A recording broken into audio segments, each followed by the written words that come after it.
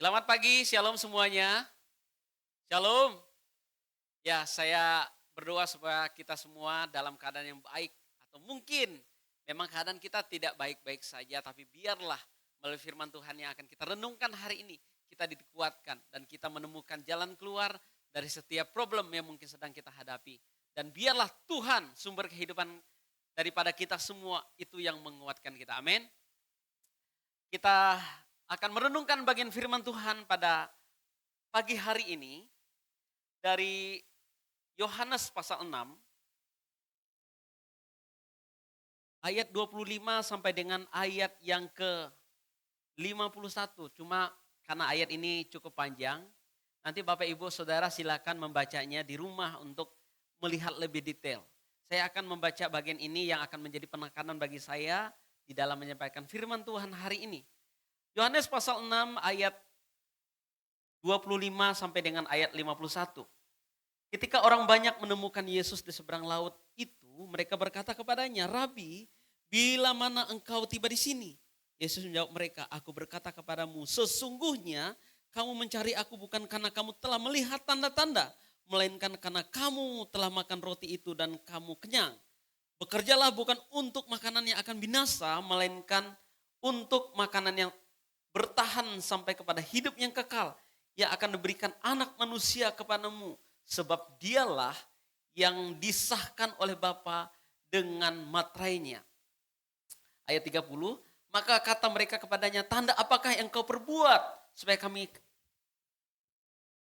kami dapat melihat dan percaya kepadamu? Nenek moyang kami telah makan mana di padang gurun, seperti ada tertulis, mereka diberinya makan roti surga."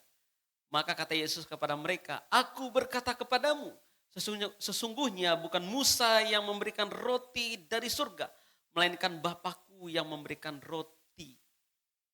kamu roti yang benar dari surga.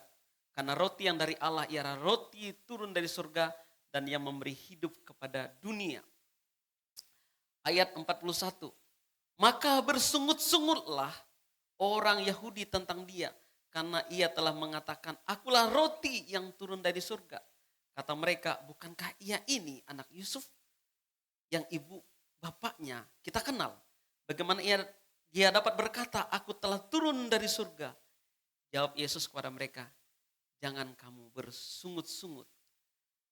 Sekarang ayat 48 sampai ayat 51. "Akulah roti hidup. Nenek moyangmu telah makan mana di padang gurun dan mereka telah mati. Inilah roti yang turun dari surga. Barang siapa makan daripadanya, ia tidak akan mati. Akulah roti hidup yang telah turun dari surga. Jikalau seorang makan roti ini, ia akan hidup selama-lamanya.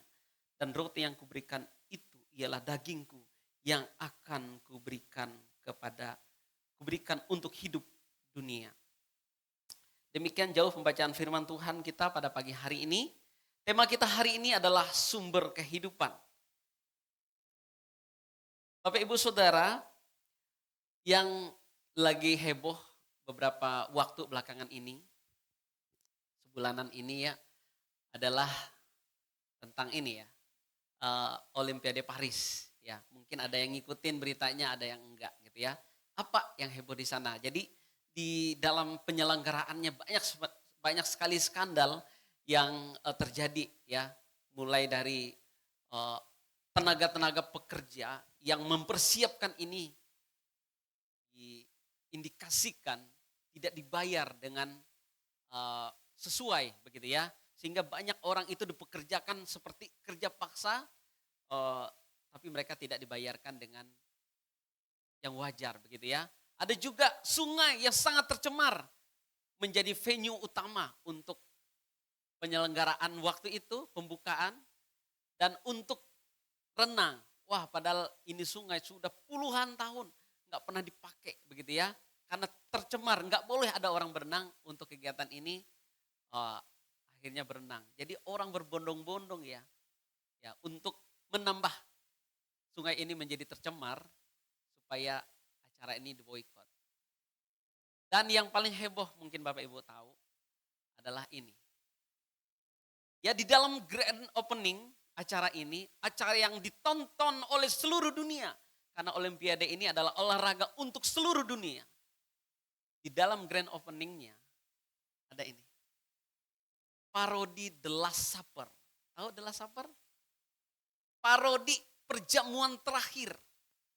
Perjamuan terakhir Yesus Kristus dengan murid-muridnya diparodikan. Seperti ini. Kenapa heboh? Karena orang-orang yang ada di sini. Ini itu waria. Ini anak kecil. Kalau ada satu foto lagi itu ada laki-laki setengah telanjang. Ya, duduk di sini. Di dalam parodi ini. The Last Supper. Ya. Wah, ini heboh sekali karena ini di Paris gitu, diadakannya di Paris. Salah satu pusat kekristenan pada waktu lampau. Ya sebenarnya sampai hari ini yang menonjol ya kekristenan juga. Katolik gitu di sana. Tetapi acaranya ada seperti ini. Walaupun sebenarnya Bapak Ibu Saudara, panitia itu membantah bahwa ini adalah parodi The Last Supper. Mereka berkata ini hanya ekspresi saja kebebasan untuk ya panitia begitu ya, mengekspresikan sesuatu.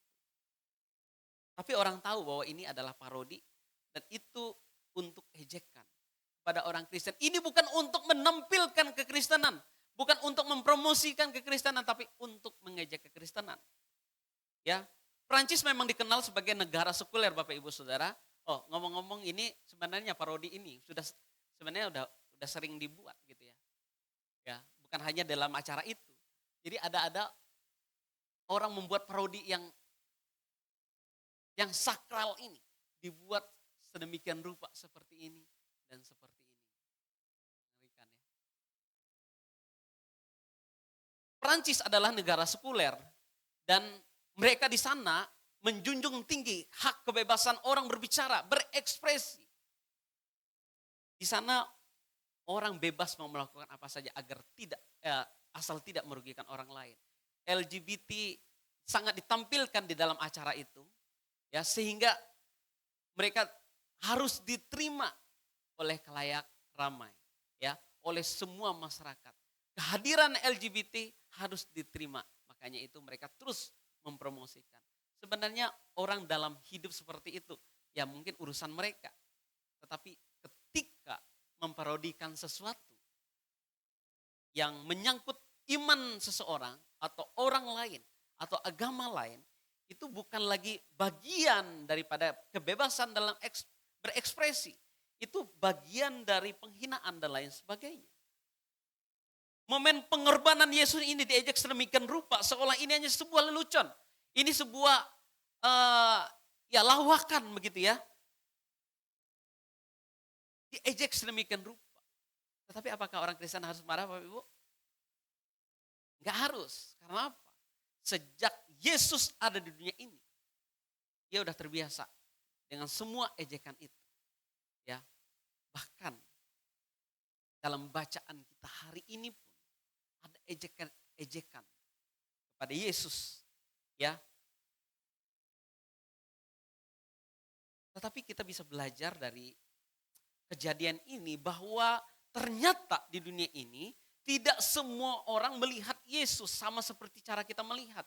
Tidak semua orang melihat Yesus itu seperti kita melihat dan memandang dia seperti kita memandang.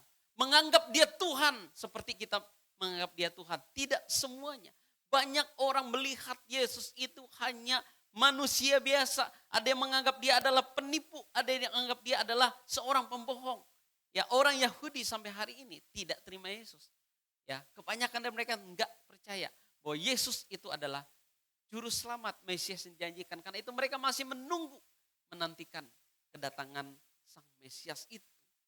Nah Bapak Ibu Saudara, tidak semua orang melihat Yesus itu adalah Tuhan. Seperti contoh yang kita baca hari ini. Ketika orang banyak mengikuti Yesus ini, mereka mengikuti Yesus bukan karena mereka percaya bahwa Yesus adalah Tuhan. Atau di dalam bahasa Tuhan Yesus di sini. Karena kamu telah melihat tanda-tanda, terus kamu percaya kepadaku. Bukan. Tetapi karena mereka telah melihat mujizat Tuhan Yesus dan mereka telah kenyang makan roti yang Yesus buat. Mereka datang bukan karena mereka percaya Yesus itu Tuhan, karena mereka kenyang dan mereka ingin makan lagi. Yesus berkata kepada mereka, kamu mencari aku bukan karena kamu telah melihat tanda-tanda keilahianku atau ketuhananku, melainkan karena kamu telah makan roti dan kamu telah kenyang. Apa maksudnya? Apa maksud Yesus berkata demikian? Setiap mujizat yang Tuhan Yesus lakukan bukan semata untuk membuat orang takjub kepadanya, Bapak Ibu. Ya, Yesus sering membuat mujizat, dia datang satu tempat, dia bertemu dengan orang lumpuh, orang buta, orang tuli, timpang dan lain sebagainya. Bukan hanya sekedar supaya orang tertarik kepadanya, takjub, wah ini Yesus ini hebat. Bukan. Melainkan untuk menunjukkan salah satu bukti bahwa ia ini adalah Mesias. Ia ini adalah Tuhan. Supaya orang percaya kepadanya bahwa dia adalah Mesias dengan tanda-tanda yang ia buat. Tetapi mereka salah fokus ya. Mereka salah fokus dan mereka melihat bahwa Yesus itu hanya manusia biasa. Mereka hanya fokus pada mujizat saja, bukan pada maksud dari mujizat itu dibuat. Mujizat itu hanya sarana, bukan tujuan. Ya. Mujizat itu hanya sarana, bukan tujuan. Mujizat bisa membuat orang dekat pada Yesus, tetapi bukan mujizat yang menyelamatkan, melainkan iman kepada Yesuslah yang menyelamatkan. Karena itu jangan berpusat atau tertuju kepada mujizatnya, tetapi kepada maksud dari mujizat itu dibuat, yaitu Yesus sendiri, kepada Yesus sendiri, sang pembuat mujizat itu. Dikatakan di ayat 27, bekerjalah bukan untuk makanan yang akan binasa, melainkan untuk makanan yang bertahan sampai kepada hidup yang kekal, yang akan diberikan anak manusia kepadamu. Sebab dialah yang disahkan oleh Bapa Allah dengan materainya. Bapak Ibu Saudara, dikatakan bekerjalah bukan untuk makanan yang akan binasa. Babi kecap, ya, ayam geprek, lado hijau, enak ya. Apalagi bistik ayam, ya, kopi susu, teh talua, itu makanan enak semua ya. Waduh, enak-enak semua ya. Wah, kita senang makan itu ya. Jengkol, ketupe ya di sini bilangnya ya. Mie pangsit ya, dendeng balado, semuanya makan enak dan kita butuhkan untuk tubuh kita. Tetapi makanan ini tidak akan membuat manusia hidup untuk selama-lamanya. Bahkan mungkin ya dari makanan-makanan ini akan membuat kita mati secepatnya. Ngeri ya kayak ngomong begini ya. Ya karena apa saya ngomong gini? Karena sebagian besar jemaat kita ini di Kalam Kudus Padang ini lansia. Jadi saya itu kalau kunjungan gitu ya, atau dalam cross gitu kan sering ngobrol ya. Tema utama pembicaranya apa? Kesehatan. Aduh, saya udah berobat di sini gitu ya. Ini obatnya, ini daftarnya gitu ya. Oh, udah ke dokternya mana sekarang gitu kan? Oh, kenapa? Wah, penyakitnya ini tentang hal-hal yang enak-enak, gula. Ya, tentang gula. Enak ya gula ya. Itu teh talua. Oh, manis sekali kalau di sini. Teh talua itu. Nah, Bapak Ibu Saudara, kita hari-hari ini bekerja cari uang ujung-ujungnya untuk berobat. Ujung-ujungnya obat yang kita makan itu juga tidak bisa membuat kita hidup untuk selama-lamanya. Kita akan mati pada waktunya. Sebuah ironi, tetapi kita seolah dalam lingkaran setan kita tidak bisa keluar dari kenyataan ini. Bahwa kita bekerja keras untuk sesuatu yang kita ingin nikmati dan akhirnya membuat kita binasa. Bekerjalah yang utama untuk makanan yang akan bertahan sampai pada hidup yang kekal kepada Tuhan Yesus. Kepada hidup yang kekal kata Tuhan Yesus. Jadi mari kita melihat fokus utama kita apa? Apa sih yang paling kita utamakan dalam hidup kita? Bukan tidak boleh kita menikmati segala yang ada yang enak-enak itu. Tetapi bekerjalah yang utama untuk makanan yang tak dapat binasa. Di ayat 28 dan 29 dikatakan, lalu kata mereka kepadanya, apakah yang harus kami perbuat supaya kami mengerjakan pekerjaan yang dikehendaki Allah? Jawab Yesus kepada mereka, inilah pekerjaan dikehendaki Allah, yaitu hendaklah kamu percaya kepada Dia yang telah diutus Allah. Yesus menjawab dan berkata kepada mereka, inilah pekerjaan diinginkan Allah. Percayalah kepada Dia yang sudah diutus Allah. Dan ayat 30 berkata, ini mereka menantang Yesus. Ayat 30 dikatakan, maka kata mereka kepadanya, tanda apakah yang engkau perbuat supaya engkau dapat melihat, supaya kami dapat melihatnya dan percaya kepadamu.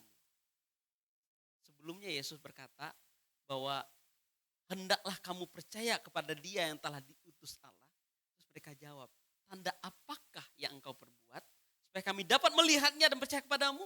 Nenek moyang kami telah makan mana di padang gurun seperti ada tertulis. Mereka diberinya makan roti dari surga. Sampai di sini mereka belum mengerti apa yang Yesus maksudkan. Dan mereka belum mengenal siapa Yesus yang sedang berbicara kepada mereka. Mereka masih melihat Yesus ini sebagai manusia biasa. Mereka bukan melihat Yesus sebagai Allah, Mesias yang dijanjikan oleh Allah itu. Kata mereka, bukankah Dia ini anak Maria, anak Yusuf, bapak ibunya kita kenal. Kok Dia berani ngomong gitu? Bahwa kamu harus percaya kepadaku. Mereka melihat Yesus hanya sebagai manusia biasa. Anak tukang kayu, bukan sebagai Allah yang menjadi manusia. Mereka masih tertutup matanya dan tidak ngerti apa yang Yesus maksudkan. Padahal mereka baru menikmati mujizat yang Tuhan Yesus buat. Dan mereka berkata, apakah yang sudah engkau buat supaya kami percaya kepadamu? Ada kalimat yang sangat terkenal dari Bung Karno. Bangsa yang besar adalah bangsa yang menghormati para pahlawan. Bulan ini adalah bulan kemerdekaan bagi kita. Kita akan merayakan kemerdekaan bangsa kita. Ini bukan terjadi begitu saja kemerdekaan itu, tapi ada para pahlawan yang sudah mengorbankan diri mereka untuk bangsa ini. Karena itu kata Soekarno, bangsa yang besar adalah bangsa yang menghormati para pahlawan. Setiap bangsa itu ada orang-orang yang mereka hormati. Orang Amerika sangat menghormati mantan-mantan presidennya. Seperti Abraham Lincoln, John F. Kennedy, George Washington, dan lain sebagainya. Mereka sangat menghormati para pemimpin mereka yang mendirikan atau memimpin bangsa mereka. Orang China sangat, siapa nih? Mao Zedong, ya. Wah, ini di mata uangnya mereka ini besar sekali. Mereka sangat menghormati, ya, walaupun dalam pemimpin itu ada aja yang benci, ada aja yang nggak suka begitu ya. Tapi secara umum mereka menghormati pemimpin bangsa mereka, orang-orang yang dianggap berjasa begitu ya, yang telah membuat negara mereka menjadi besar, berkembang dan maju. Orang Indonesia paling bangga dengan Soekarno. Ya, kita bangga karena memang Soekarno punya kontribusi besar untuk bangsa kita sampai Indonesia bisa merdeka. Salah satunya adalah karena jasanya. Dan orang Israel itu sangat menghormati Musa. Musa dihormati oleh orang-orang Israel. Ya, orang Israel punya banyak ya nenek moyang yang sangat mereka hormati. Di antaranya adalah Musa. Musa dihormati karena ia sangat berjasa membawa bangsa Israel keluar dari perbudakan Mesir. Musa menjadi pemimpin mereka selama 40 tahun. Waktu yang sangat lama ya bagi seorang yang memimpin suatu bangsa. Indonesia saja yang dipimpin oleh Pak Soeharto hanya 32 tahun. Itu pun terasa sangat lama. Karena sangat lama ya ulahnya jadi kurang bagus juga begitu ya. Jadi ada efek yang kurang bagus. Karena sangat lama. Tetapi Musa ini punya dedikasi, punya kepemimpinan yang sangat baik untuk orang Israel. Mereka sangat hormat. Musa jatuh bangun, senang susah, menangis dan tertawa. Bersama dengan bangsa Israel.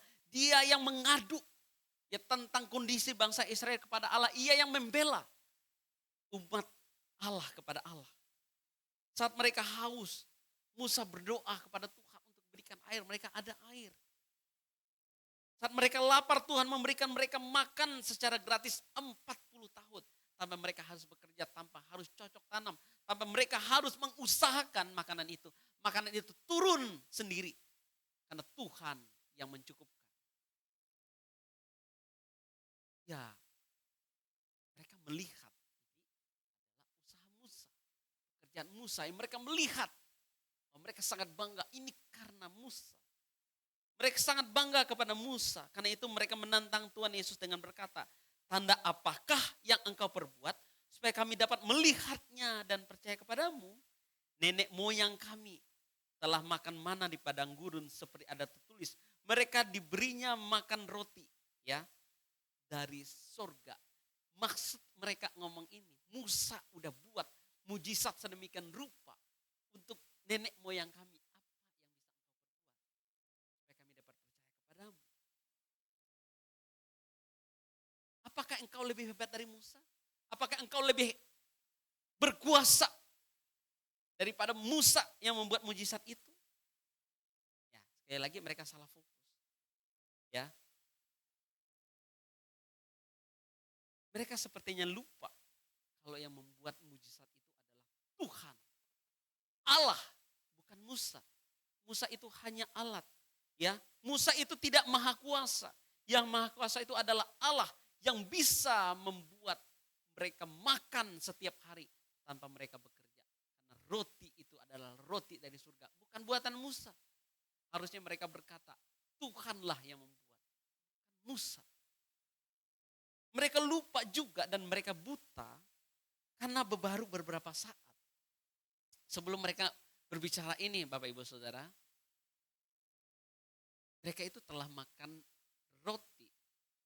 Ketika Yesus membuat mujizat 5 roti dan 2 ikan.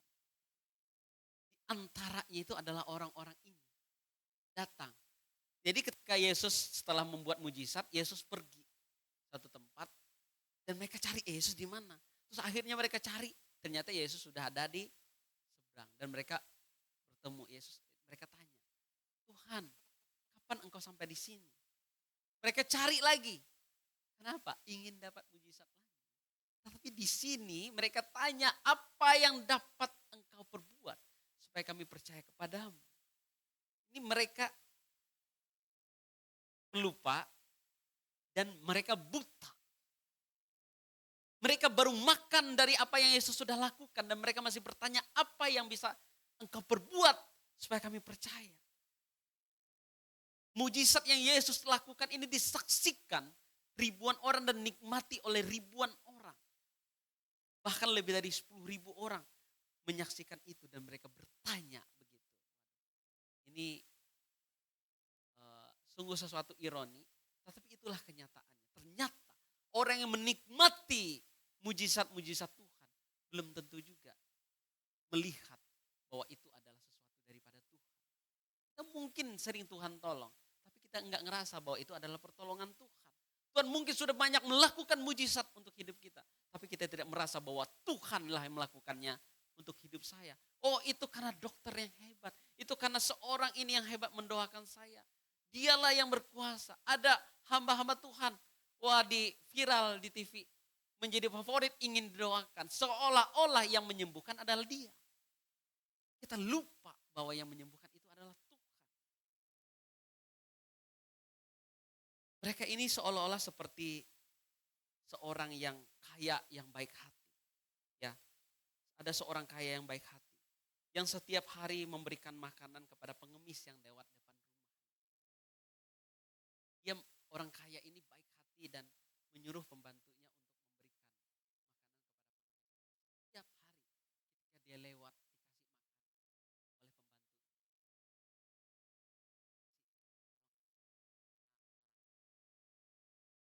Suatu kali orang kaya ini sendiri yang turun dan memberikan makanan itu kepada si pengemis itu. Sampai dia makan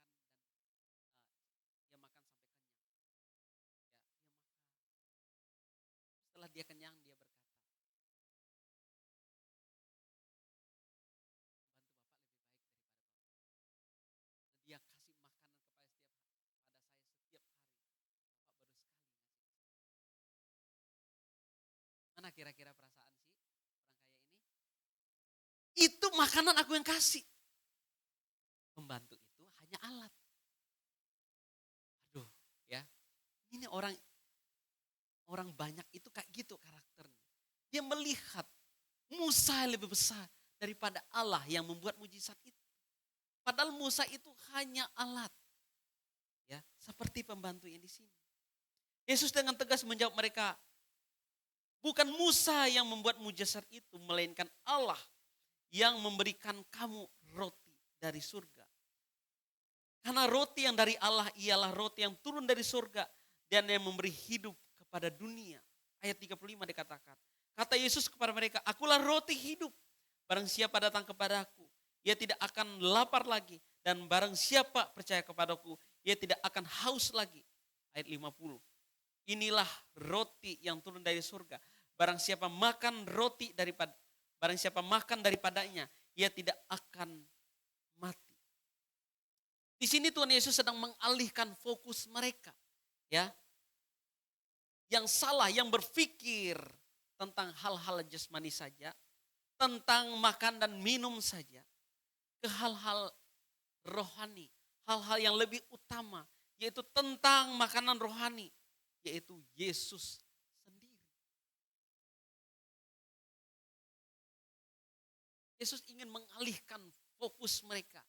Kalau dulunya mereka hanya berpikir tentang makanan yang mengenyangkan perut, sekarang harus berpikir bahwa makanan yang mengenyangkan perut itu tidak membuat hidup kekal.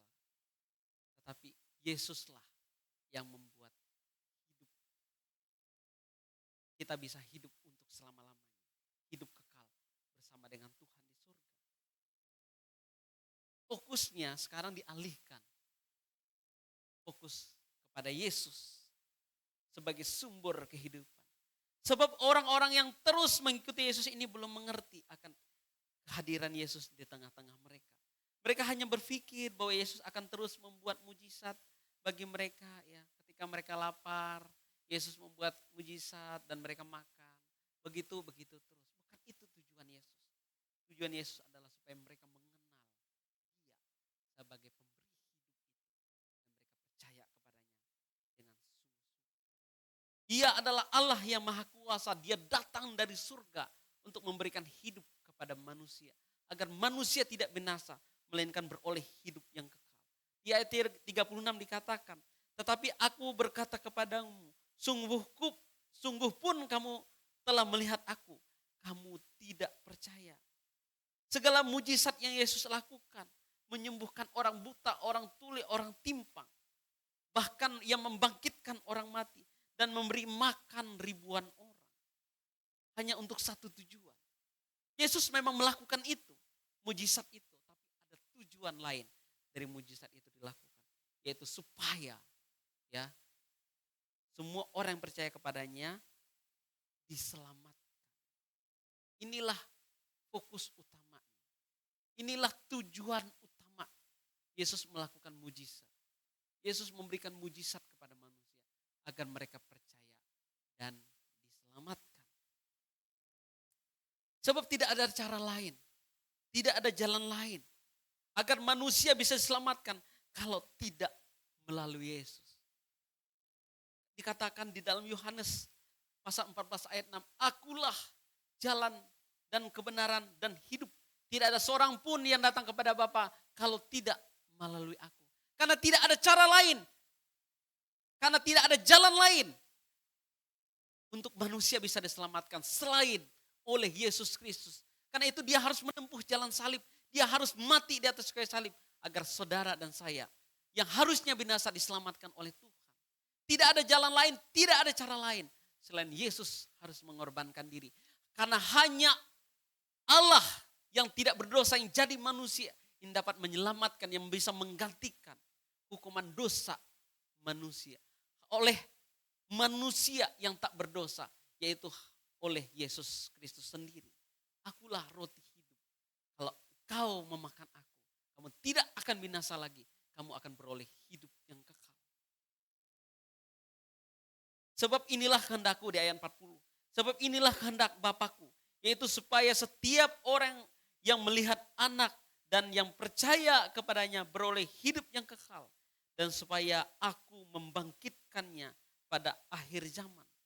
Tetapi apa respon orang banyak ketika Yesus berkata bahwa ia adalah roti hidup dari surga.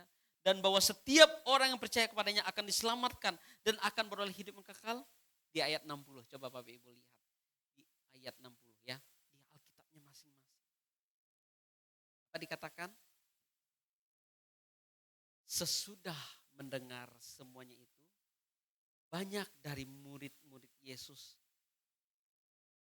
ya yang meninggalkan dia. Ya. Banyak dari mereka yang meninggalkan dia. Sesudah mendengar semuanya itu, banyak dari murid-murid yang berkata, perkataan ini keras. Siapa yang sanggup mendengarnya? Yesus yang dalam hatinya tahu bahwa murid-muridnya bersungut-sungut tentang itu, berkata kepada mereka, adakah perkataan ini menggoncang imanmu? Dan bagaimanakah jikalau kamu melihat ya anak manusia naik ke tempat di mana ia sebelumnya berada, rohlah yang memberikan hidup, daging sama sekali tidak berguna. Perkataan-perkataan yang kukatakan kepadamu adalah roti yang hidup. Tetapi di antaramu ada yang tidak percaya. Sebab Yesus tahu dari semula siapa yang tidak percaya dan siapa yang akan menyerahkan dia. Lalu ia berkata, sebab itu telah kukatakan kepadamu, tidak ada seorang pun yang datang kepadaku kalau Bapa tidak mengaruniakannya kepadanya. Mulai dari waktu itu, ayat 66, banyak murid-muridnya mengundurkan diri dan tidak lagi mengikuti dia. Jadi mereka itu dengar Yesus ngomong suatu kebenaran bahwa dia adalah sumber kehidupan itu. Mereka jadi kecewa dan mereka mulai pergi satu persatu meninggalkan. Mungkin mereka berpikir, udah gak ada lagi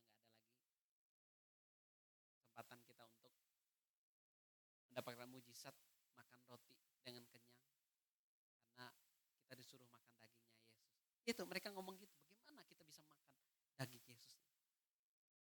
Saudara, pertanyaannya adalah mengapa mereka mengundurkan diri dan tidak lagi mengikutinya? Karena mereka tidak mengenal Yesus. Tidak mengenal berbeda dengan tidak tahu. Tahu hanya sebuah informasi, tetapi mengenal adalah relasi. Orang banyak mengikuti Yesus tidak benar-benar mengenal pribadi Yesus.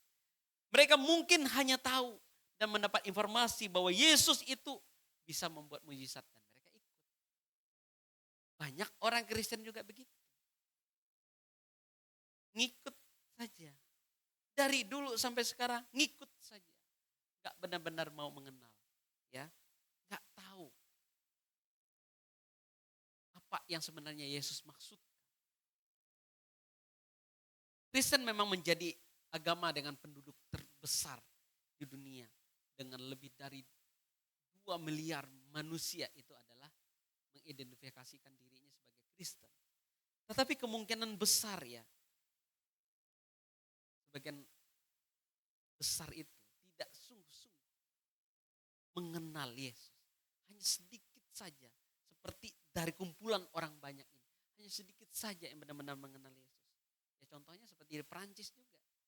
Yang orang tahu itu salah satu negara Kristen atau Katolik. Tapi mereka tidak sungguh-sungguh percaya pada Tuhan. Yesus lebih dari seorang yang dapat membuat mujizat. Yesus adalah sumber kehidupan. Ia adalah roti hidup. Apa artinya sumber kehidupan?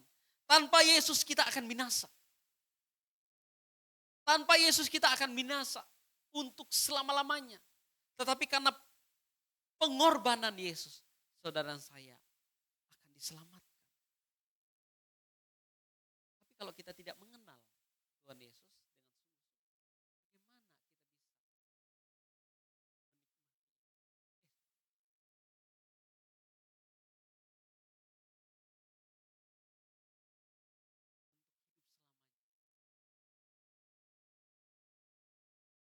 mereka tidak sungguh-sungguh mengenal Yesus.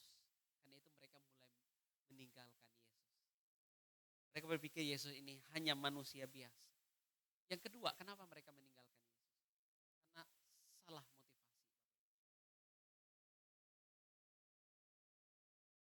Motivasi mereka hanya untuk makan dan kenyang, selesai. Udah, begitu saja.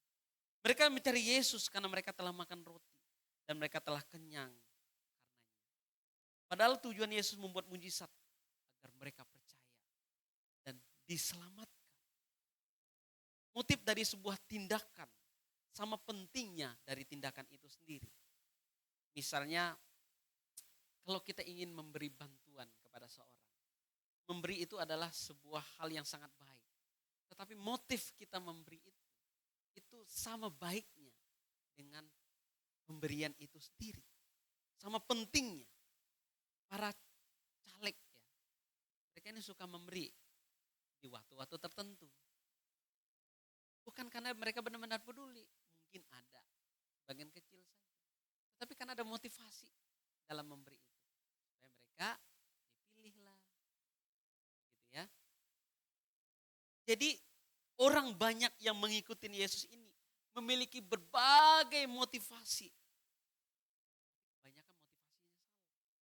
Yaitu untuk mendapatkan mujizat.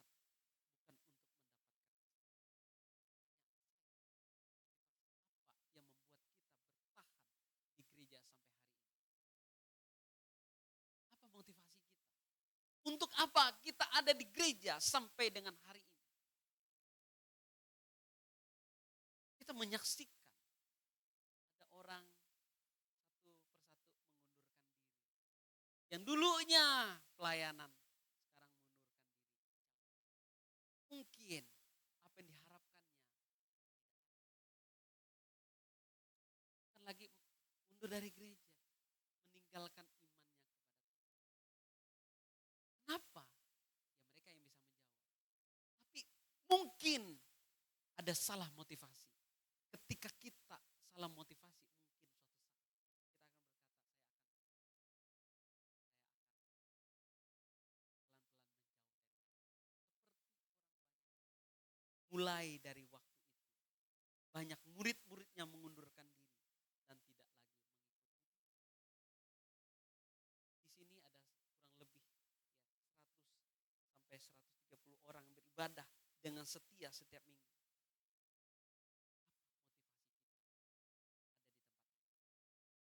Apa motivasi kita melayani? Silakan jawab sendiri ya di dalam hati kita. Dan kalau ada motivasi yang salah di dalam hidup kita sampai dengan sekarang, mari kita memperbaikinya. Dan mari kita mulai melihat apa sih yang Tuhan ingin ajarkan kepada kita. Yaitu carilah dahulu kerajaan Allah dan kebenaran. Semua yang lain akan ditambahkan. Carilah dahulu kerajaan Allah dan kebenarannya. Maka semuanya akan.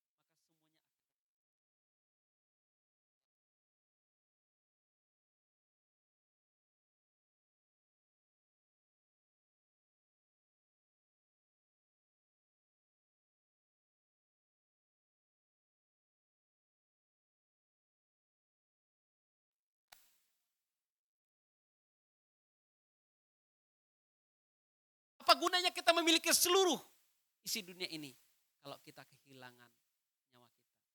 Marilah kita sungguh-sungguh datang kepada Tuhan dan menerima roti hidup itu supaya hidup kita diselamatkan.